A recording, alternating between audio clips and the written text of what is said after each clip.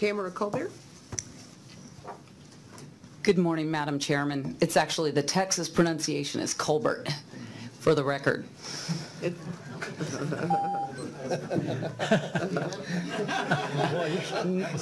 No. Quite the opposite. And I am here as both the Texas director for the Convention of States project. I am also a constituent of Senator Estes, and I vehemently disagree with him, albeit respectfully and nicely. I'm also representing my great-grandfather, Captain Miles Standish, who came on the Mayflower not out of fear, but in faith for something he believed in, and that was Galatians 5, God put freedom in our DNA for men and women to want the desire to govern themselves. Everyone wants a chance to do something heroic. A hero is born when they act in the best interests of others over self. And today, it is very important that we're here today talking about this, because Memorial Day is not our own pleasure, but honoring those who made the ultimate sacrifice for what we are here asking for you to pay attention to, which is the Constitution and liberty. They shed their blood at the Tree of Liberty so we can be here today.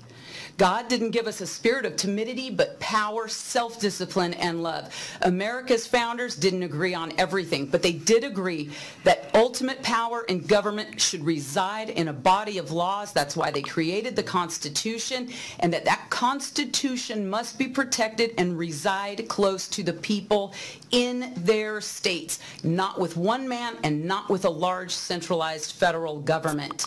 Are we radical for supporting the Constitution?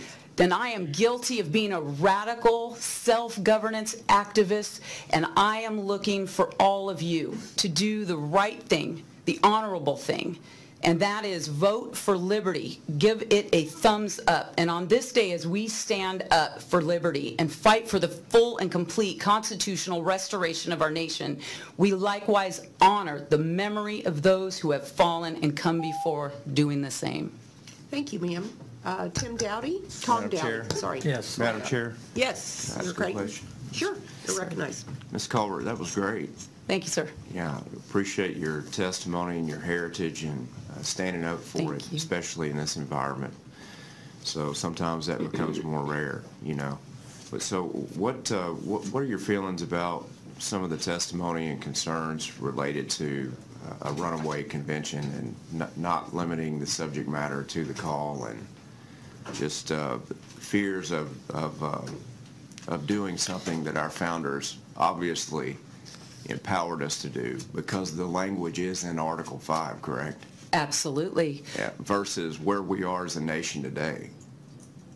We are living on borrowed time as a nation. Do you think that George Washington was afraid to cross the Delaware? Absolutely, and he did it anyway. Should we take this with the ultimate consideration? Absolutely. Should we look at this with a healthy dose of fear? Any soldier on the battlefield is going to think about, what strategy am I going to employ? Am I going to be afraid? He might be afraid, but he's going to go anyway, because it's the last-ditch effort. We have 226 years of precedent from conventions that show one state, one vote. The fears of a runaway, the fears of population voting, it cannot happen. We don't have precedent for that. We have precedent for one state, one vote. We have precedent for what our founding fathers did, which gave us ultimately the Bill of Rights. To move forward, we have legislators. You are close to the people. You know what Texas wants. You deserve an opportunity to sit with other state legislators to figure out the way for us to save the republic. Do I trust you and every other Texas legislator to do the right thing for the people of Texas and the United States of America outside of those on Capitol Hill? Absolutely. And I believe you would serve us honorably in doing so. So you made a reference to Capitol Hill. You know, we haven't really seen another Reagan, in my opinion. But Reagan led Congress and the Senate. In the first term, he missed the balanced budget amendment by one vote in the Senate. In the second term, he missed it by either 1 or 2 votes in the Yes. House. But in many respects, those through our nation's heritage have felt that if the states came together and exercised their sovereignty in ways that the founders, again, originally assumed that we would in Article 5, that it would put enough pressure on Congress to actually have a backbone, because they would not want the political implications of the states solving the problems of our nation as they stood idly by. Absolutely. My oldest son is serving in the United States Air Force, and I believe he's watching this proceeding from South Korea. So I want to say, Aaron, I love you, and I'm here for you. You stand for me, and I am here in the gap for you and for those who are serving. I want to be very clear. Those who oppose this movement, not only in Texas but nationally, are actually those who are responsible for stopping the balanced budget amendment under President Ronald Reagan. What is important is they are wanting more of the same, which is Chicken Little, the sky is falling, let's stop and wait. Is that an offensive strategy? Not for military doesn't operate as we sit here on Memorial Day.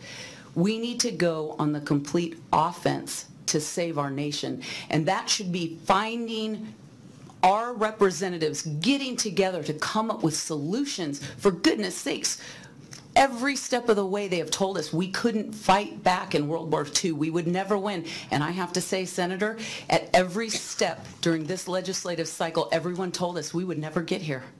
This bill is dead. We call it the Lazarus bill because it truly has continued to come back to life, not from what we are doing, but what we believe that God is doing and putting in your heart. You know what to do. You know the Constitution. This is our will. We are a people who are born to promote self-governance and liberty and freedom. It is why people die for this nation. It is why people die trying to come here to be free. We must preserve and protect it, but we also must champion it. If you don't champion liberty, if Senator Betancourt doesn't champion liberty, if Senator Birdwell doesn't champion liberty, no one else is going to champion liberty. Well, we really appreciate your testimony, and I certainly believe in the same. I passed the balanced budget amendment to put it on file for Texas in 2011. This is the obvious next step, and certainly pleased to have you here, and thankful for your great-grandfather on the Mayflower, because that allowed you to be here in 2015. Yes, sir. Okay, thank you very much, Ms. Colbert. All right, Nancy, we're concluded.